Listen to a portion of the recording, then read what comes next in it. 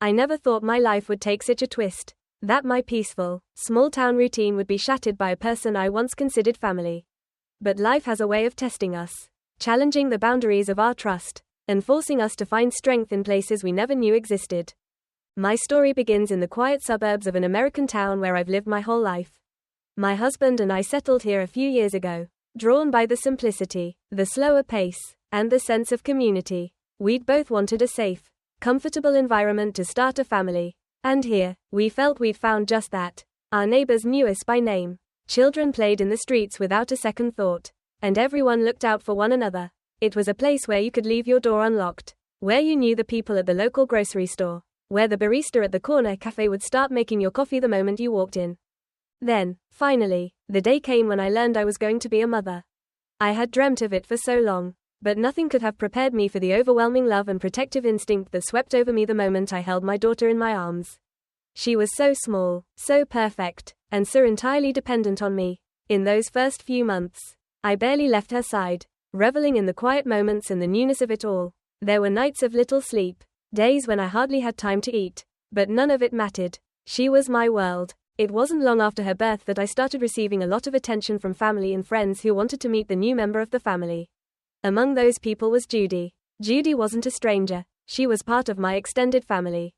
Someone I'd known for years. She had been supportive during my pregnancy, frequently checking in and even giving advice here and there, though sometimes a bit overbearing. I chalked it up to her personality. After all, Judy was well known in our family as the motherly type, a woman who adored children. Perhaps even a bit more than her own 2 adult children, who had moved across the country and, by all appearances, drifted away. When Judy visited after my daughter was born, she was excited, maybe a little too excited. She fawned over my baby as if she were the first child she'd ever seen, gushing about how beautiful and perfect she was. At first, I was flattered. It was nice to feel like others shared my pride and love for my little girl. But soon, Judy's admiration took on an edge that felt almost possessive. She'd COO at my daughter, cradling her for just a bit too long, and her choice of words would sometimes make me uneasy. She started calling my daughter, my little angel, and would say things like, "Oh, if only I could keep you all to myself," with a wistful, almost desperate tone in her voice. In the beginning, I tried to overlook these moments. Judy was family, after all, and she had always been kind to me. But with every visit, I began to feel a prickle of discomfort as her behavior grew more intrusive. She would arrive unannounced, often at odd hours, and insist on helping with my daughter, claiming I needed a break, or that I was looking exhausted. Sometimes, her concern was a bit too pointed, as though she was implying that I wasn't up to the task of motherhood. But I brushed it off, believing it was her way of showing she cared.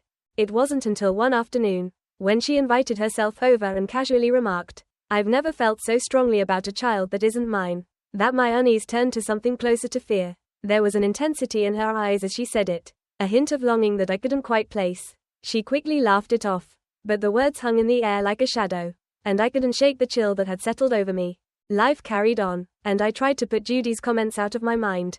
I told myself she was harmless, just a woman who missed having a baby to care for now that her own children were grown. But the nagging feeling didn't go away. Every time she visited, I felt her eyes linger on my daughter just a bit too long. Her hand resting on my baby's head with a possessiveness that seemed out of place. Her affection was too intense, too focused, as though she was fixated on the idea of this baby, my baby, in a way that didn't feel right. I tried to mention my concerns to my husband, but he shrugged them off, saying Judy was just enthusiastic and that maybe I was reading too much into things. I wanted to believe he was right. I wanted to think that I was just being an overprotective new mother. That maybe my sleep-deprived mind was blowing things out of proportion. But deep down, I knew something wasn't right. The tipping point came one rainy Saturday afternoon when Judy showed up unexpectedly. I was exhausted, having had almost no sleep the night before, and my daughter was fussy, unwilling to nap despite my best efforts. Judy let herself in with a bright smile, ignoring my obvious fatigue as she reached for my daughter, lifting her from my arms as if she were her own. She swayed back and forth, whispering sweet nothings to the baby, and I could see my daughter's fussiness begin to calm. It should have been a relief, but as I watched Judy hold her, I felt a surge of panic. My heart pounded as I realized that I couldn't shake the feeling that Judy didn't see herself as just a family member helping out. In her eyes, she looked like a mother soothing her own child.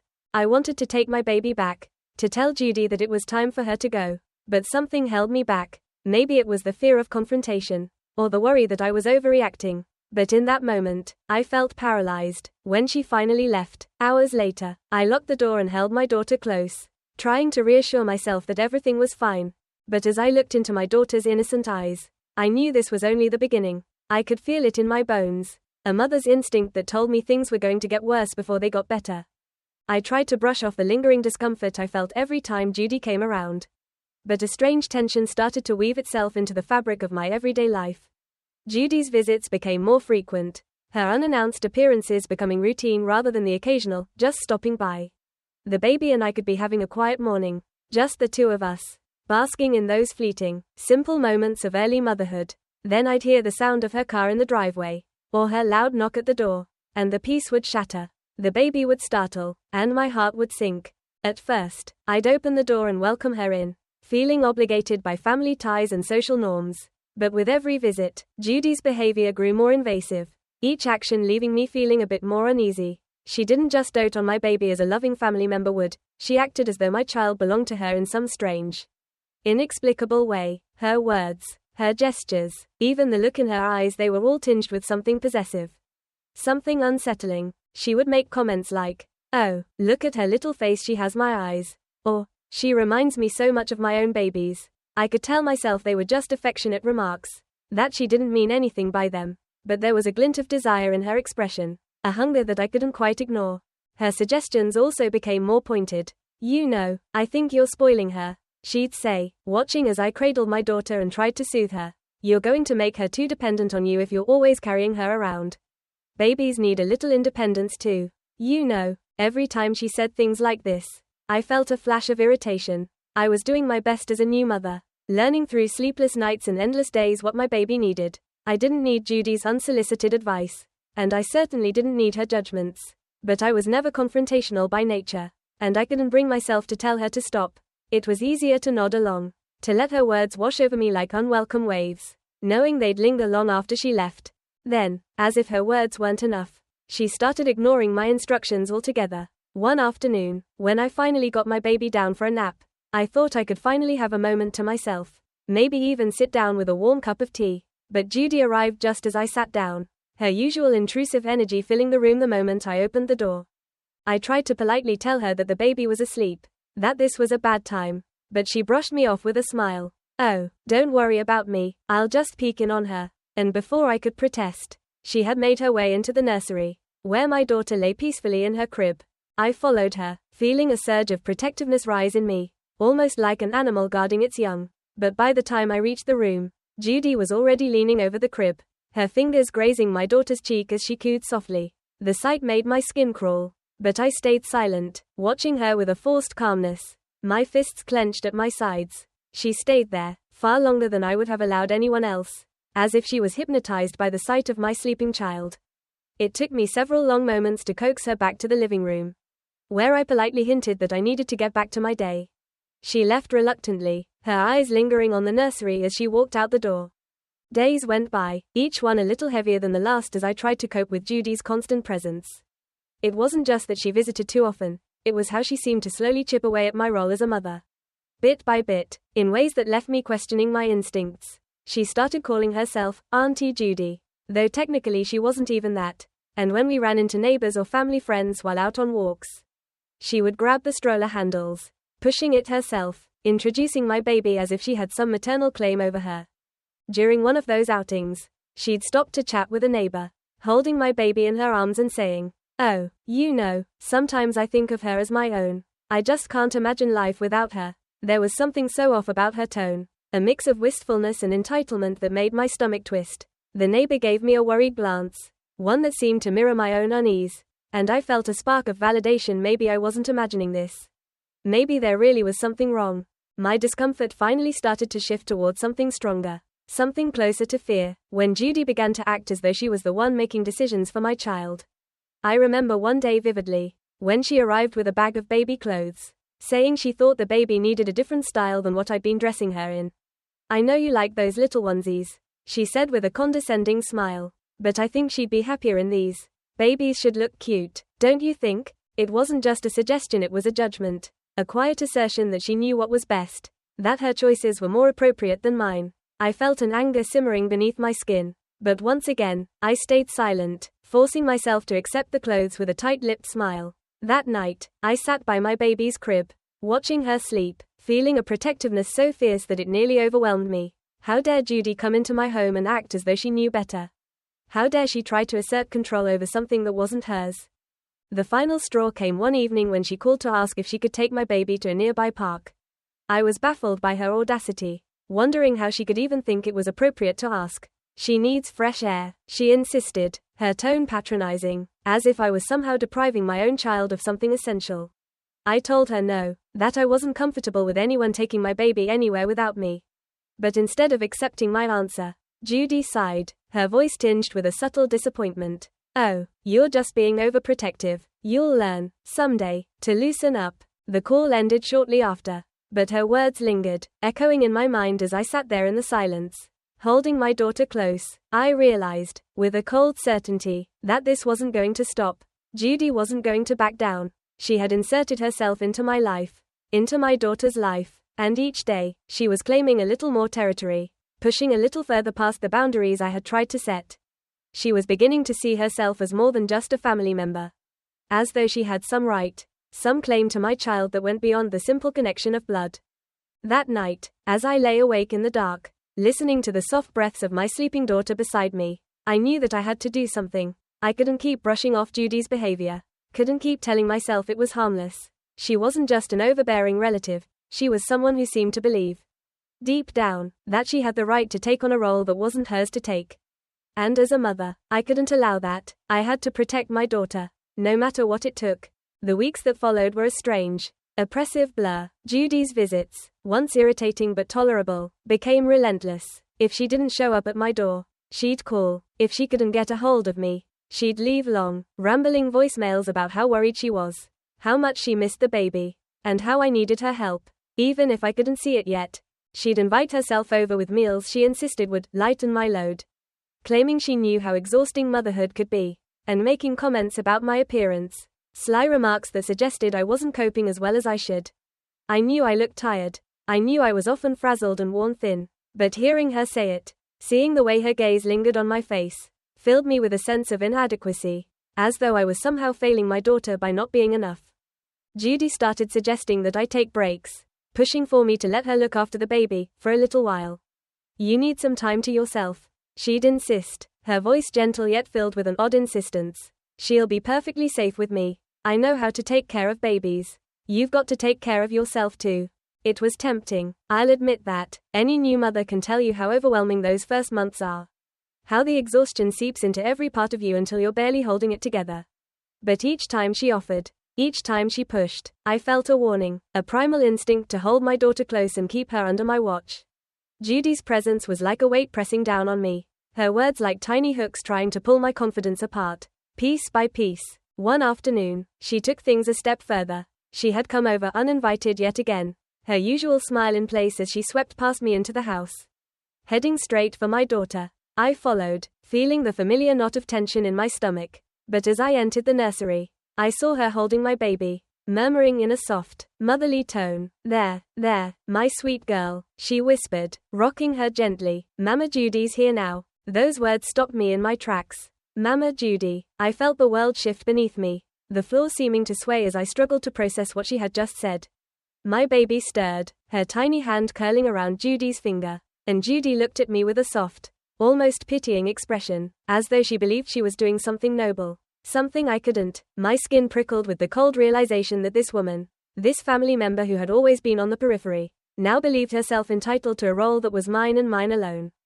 Trying to hold back my anger, I forced a smile and extended my hands, signaling that it was time for her to hand my daughter back.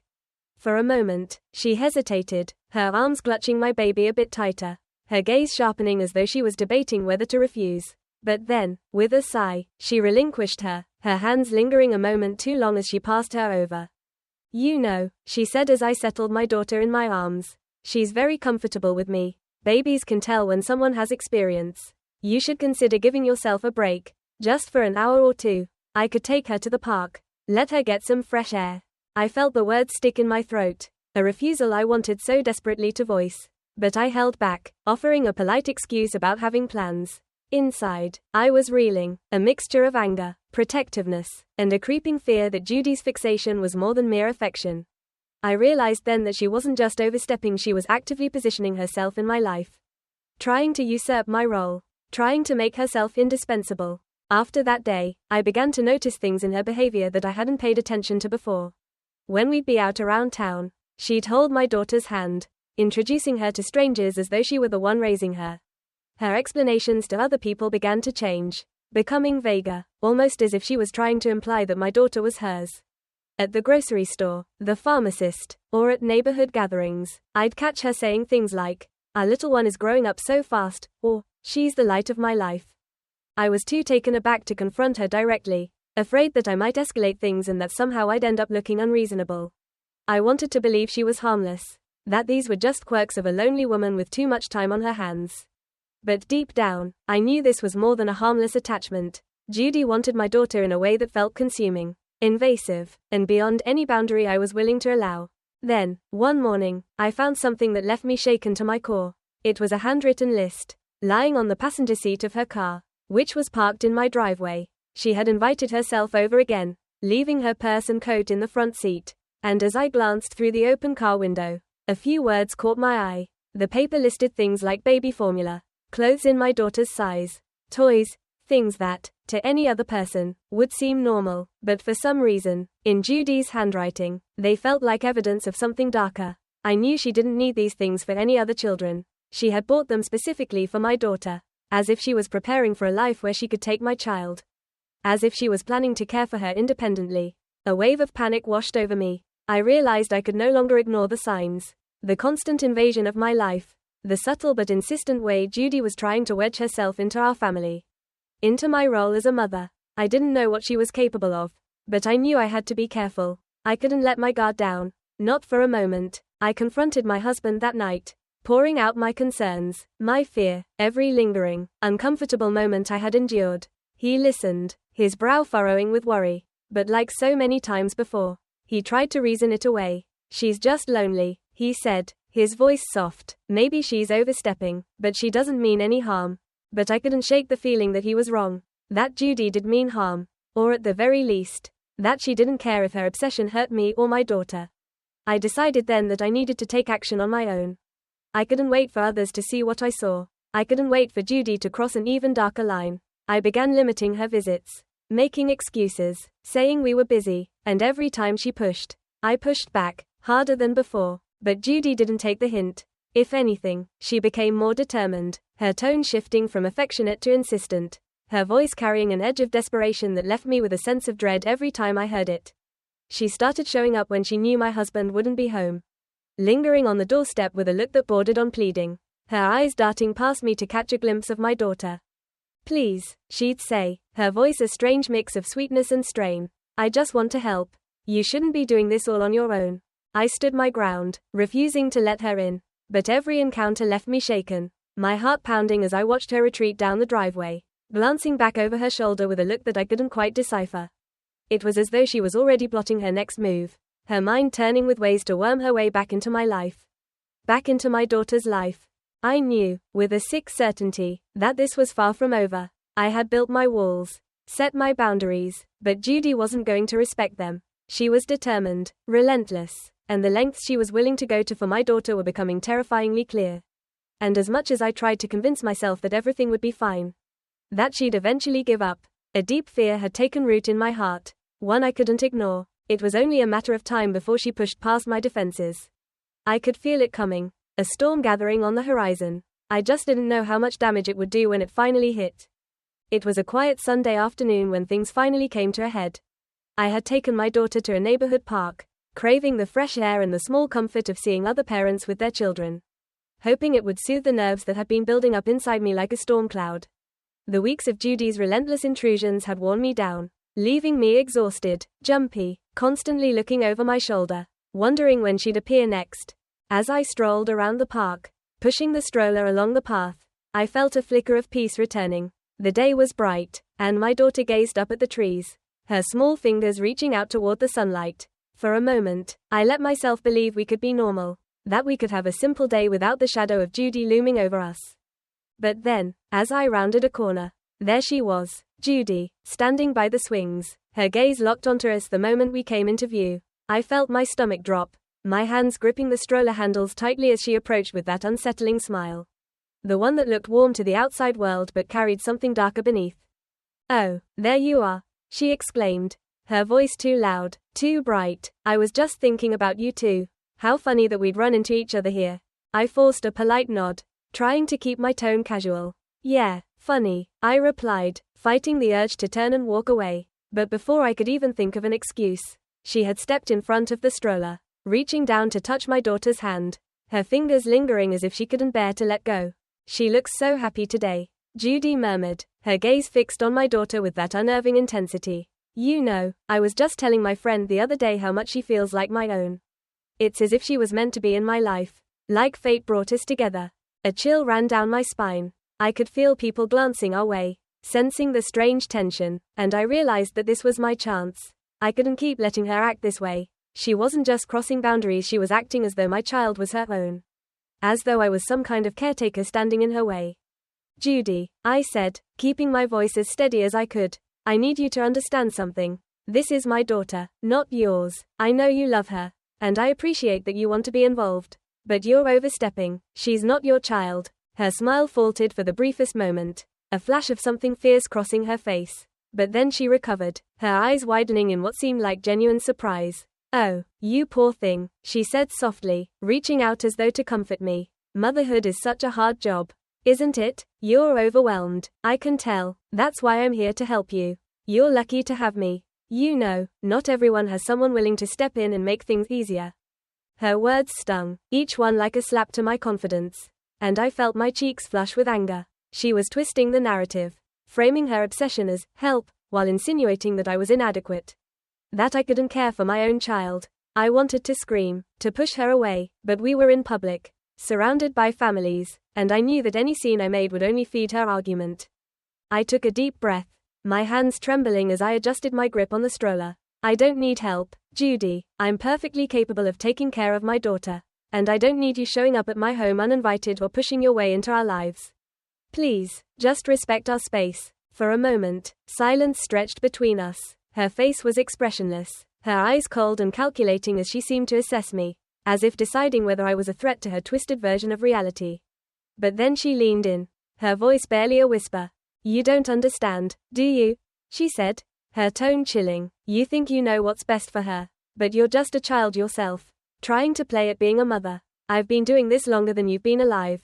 I know what's best for her. I know what she needs." I felt my blood run cold, my heart pounding as her words sunk in. This wasn't just misguided affection, this was something far more dangerous. She truly believed she was entitled to my daughter, that her experience somehow gave her the right to override my role as a mother. I knew then that there was no reasoning with her. She was beyond the boundaries of logic or decency, trapped in a delusion that gave her permission to take over my life. I had tried to be polite, tried to be understanding, but that had only emboldened her, made her believe she could push further and further until she had what she wanted. I turned and started to walk away, my hands gripping the stroller tightly as I forced myself not to look back.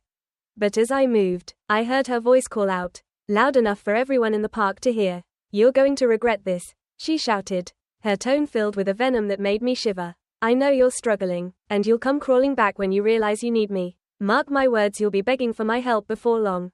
The stares of strangers followed me as I left the park, a mixture of curiosity and discomfort in their eyes. But I didn't care. I could feel tears prickling at the corners of my eyes, a mix of anger and fear welling up inside me. How had it come to this?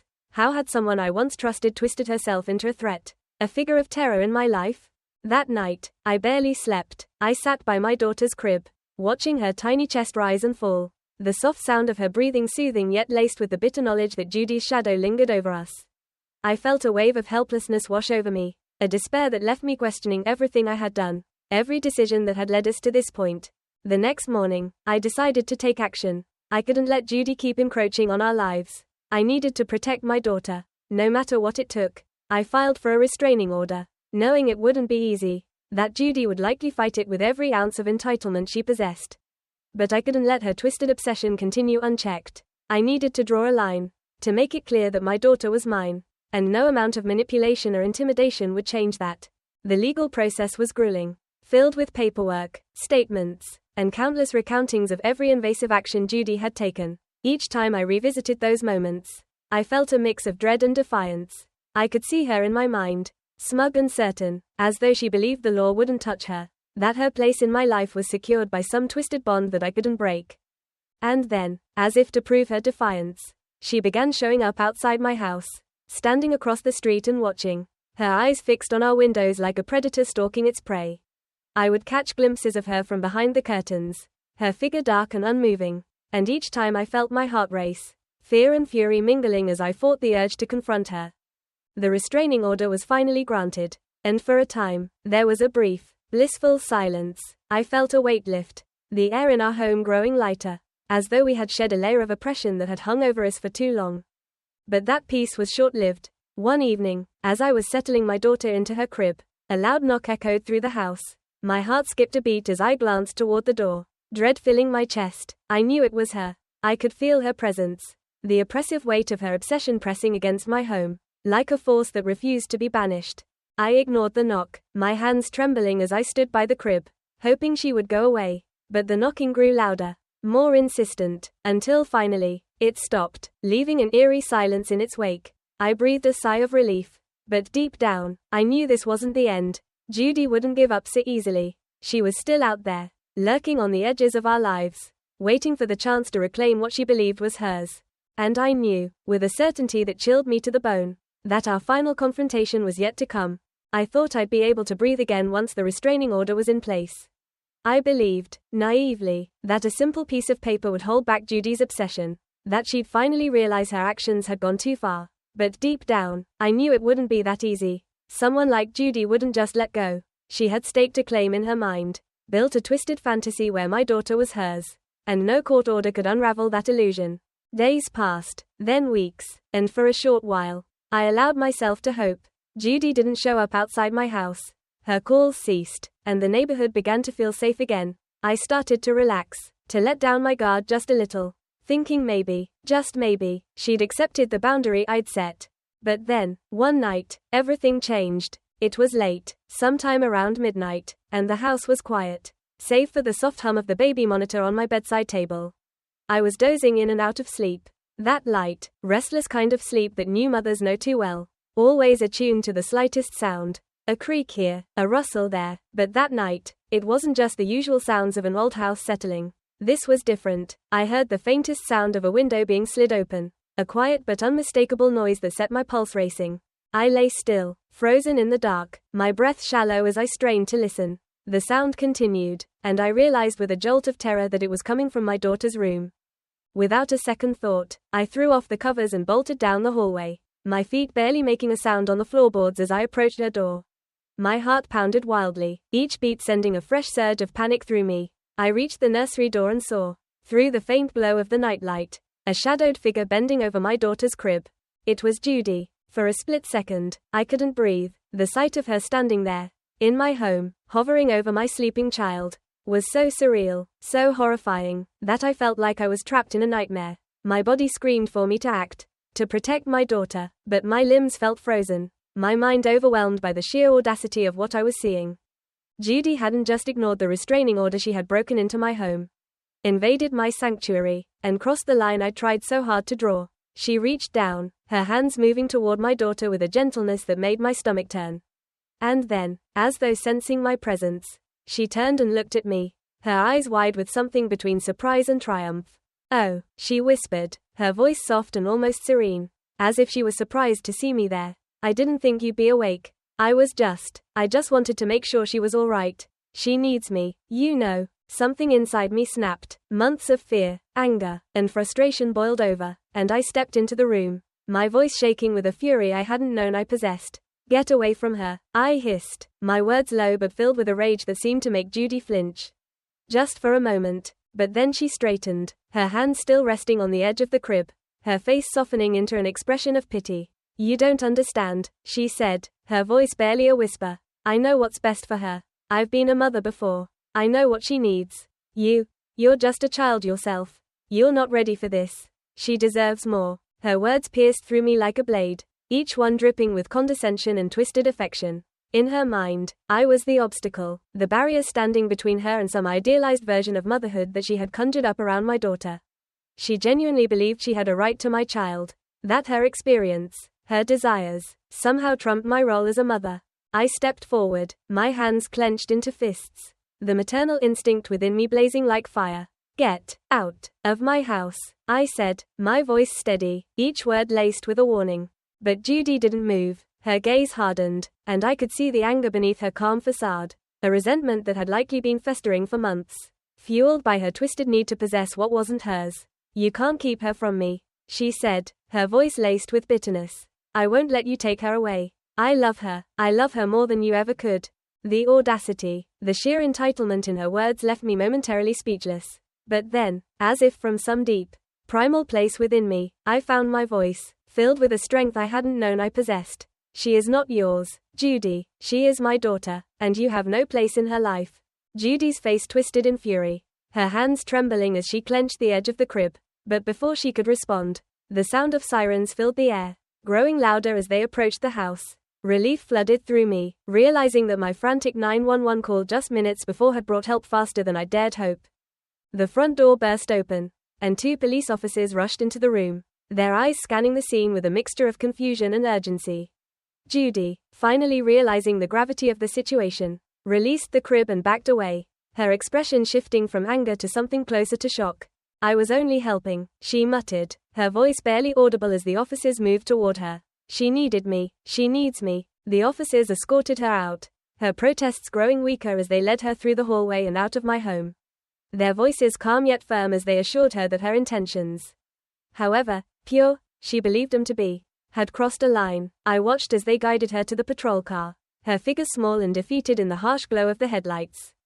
And then, at last, she was gone. The house was silent once more, save for the soft, steady breaths of my daughter sleeping peacefully in her crib, blissfully unaware of the nightmare that had played out around her. I stood there for a long time, my legs trembling as the adrenaline slowly drained from my body, leaving me exhausted yet relieved. The threat that had haunted me for months had finally been removed. The shadows that had loomed over our lives swept away in a single, terrifying night. As I looked down at my daughter, a surge of love and protectiveness filled me, a fierce resolve to rebuild the peace that Judy had tried so hard to destroy. I knew there would be more to come, court hearings, statements, the long process of making sure Judy would never be able to come near us again. But in that moment, I felt a strength I hadn't known I possessed, a quiet but unbreakable resilience that came from the simple, unwavering love of a mother. In the days that followed Judy's arrest, life felt surreal. The quiet that settled over our home was strange, almost eerie, like the calm after a long, violent storm. I still felt on edge, expecting to see her face at the window or hear her voice on the other side of the door. But there was no knock, no calls, only silence, and with it, the first taste of peace I'd felt in months.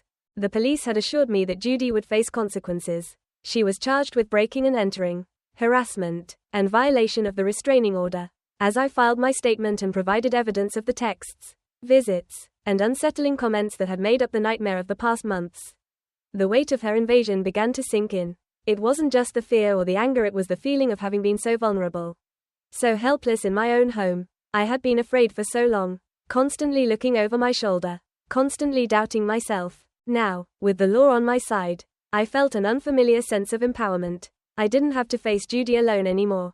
Her actions were on record, and there were people who saw what I saw, who believed my story, and who would make sure she stayed away from us. The legal process was a grueling ordeal. Each court appearance brought new challenges, as Judy's defense argued that she'd simply been concerned for my well-being, that she was acting out of love and care. Hearing those words twisted into her defense made my stomach turn, each statement a sickening reminder of the way she'd undermined me as a mother. But each time, I stood my ground, recounting every uncomfortable moment, every boundary she'd ignored, every line she'd crossed. The court saw the truth of it. They saw her actions for what they truly were, a violation, an obsession that had turned dangerous. After weeks of hearings and statements, Judy was ordered to attend mandatory counseling, her access to our town restricted under the terms of a protective order that would keep her miles away from my home. She was banned from contacting me or my family and prohibited from coming within 500 feet of my daughter and me for years to come. It wasn't the harshest sentence, but it was enough. It was enough to make me feel safe again, to know that she couldn't touch us, couldn't worm her way back into our lives. But even as the legal proceedings came to an end, the emotional impact lingered. There were days when I still felt her presence in the quiet corners of my mind. A shadow that lingered, a memory that wouldn't fade. I'd find myself jumping at the sound of a doorbell or feeling a rush of panic when a car pulled into the driveway. Irrational thoughts taking hold, even though I knew, logically, that Judy was gone. The scars of her intrusion remained, invisible but deep, a reminder of the vulnerability I'd felt and the trust that had been shattered. In time, however, I began to heal. My family, friends, and neighbors rallied around me, providing comfort, helping to rebuild the sense of safety that Judy had tried to tear apart. They reassured me, supported me, and reminded me of my strength. I found myself slowly letting go of the fear, piece by piece, as I reclaimed the spaces in my home, making them ours again, free of her presence. I learned to trust myself again, to embrace the confidence I'd lost in those long months of feeling inadequate and vulnerable. Judy's words had cut deep, had made me question my own abilities as a mother. But as I looked at my daughter healthy, happy, and thriving, I knew that I had been strong enough to protect her. I had fought for her, for our peace, and I had won. As the months passed, I found a new rhythm, a quiet, steady routine that brought me a kind of joy I hadn't felt before. I spent my days with my daughter, relishing each moment, knowing that I had come through the ordeal stronger and more resilient than I had ever been before. There were no more unexpected knocks, no more uninvited visitors hovering over her crib. The air felt lighter, the days brighter, filled with a peace that Judy's shadow had once darkened. In the evenings, as I put my daughter to bed, I would watch her as she slept, marveling at the love that had driven me to fight, the fierce protectiveness that had carried me through the darkest moments. I had always known that motherhood came with sacrifices, but I hadn't realized, until then, how much it would demand of me, how it would test me in ways I couldn't have imagined. And yet, I had emerged stronger, braver, and more determined than I'd ever been. Judy's presence had left scars, but those scars became reminders of my strength. They were proof that I had faced the unimaginable, that I had stood my ground when everything I loved was threatened, and that I had prevailed. I had reclaimed my life, my role as a mother, and my home, and in the process, I had discovered a depth of resilience I hadn't known existed. As I held my daughter in my arms each night, I knew, with an unshakable certainty, that no one could ever take her from me. Our bond, forged through both love and hardship, was unbreakable. I had learned to trust myself, to set boundaries, and to protect what mattered most, no matter the cost. And in that knowledge, I found peace. Months turned into a year, and gradually, the memory of Judy's intrusion became just that, a memory, something distant and faded, like a chapter in a book that you leave behind. I had survived, my daughter and I had moved forward, and life began to look like something close to normal again. The shadows that had once darkened our days no longer felt as heavy, no longer lingered around every corner. Instead, our home was filled with warmth, laughter, and a sense of security that I had fought so hard to restore. In those months, I found myself reflecting on everything I had gone through. I realized that I had come to motherhood with a mix of love and uncertainty. Always doubting my ability, always wondering if I was enough. Judy's presence had amplified those fears. And in a strange way, her obsession had forced me to confront the insecurities that had always lingered within me. I had spent so long questioning myself, feeling fragile and unsure, that it had taken the ordeal with Judy to awaken a fierceness I hadn't known I possessed. Now, as I looked back, I could see that motherhood had changed me in profound ways. It wasn't just about the love I had for my daughter, it was about the strength I'd found, the boundaries I'd learned to set, and the resilience that had grown out of every struggle. Every moment of fear. I knew, now, that I was more than enough for her. I was exactly the mother she needed, and no one, no matter how determined or entitled, could ever replace me. In the quiet moments, when I watched her playing in the yard or toddling around the house with her endless curiosity, I felt a gratitude that went beyond words. I had been given a second chance, a fresh start with my daughter, free of the fear and doubt that Judy had planted in my mind. And I vowed to make the most of it, to cherish each moment, each day that we had together. The process of healing wasn't quick or simple. There were nights when the memories would still come back, unbidden and vivid, replaying in my mind like scenes from a distant nightmare. But each time, I found it easier to push them away, to remind myself that the past was over, that Judy's hold on my life had been severed for good. She couldn't reach us anymore, couldn't taint our peace or invade our world. The protective order was renewed as needed, a simple reassurance that I kept close but rarely thought of. A reminder that I had the power to keep her out, And as time passed, I found myself forgiving not Judy, but myself. I had spent so long questioning every decision, wondering if I had done enough, if I had missed the signs or allowed her too close. But in truth, I had done everything I could. I had protected my daughter, had taken the steps to keep her safe, and that was enough. In that self-forgiveness, I found a release, a freedom that allowed me to focus not on the fear or the past, but on the life I was building with my daughter. We filled our days with joy, creating memories that were ours alone, moments untainted by the shadows that once haunted us. I watched her grow, each milestone a testament to our journey, each smile a reminder of the love that had carried us through.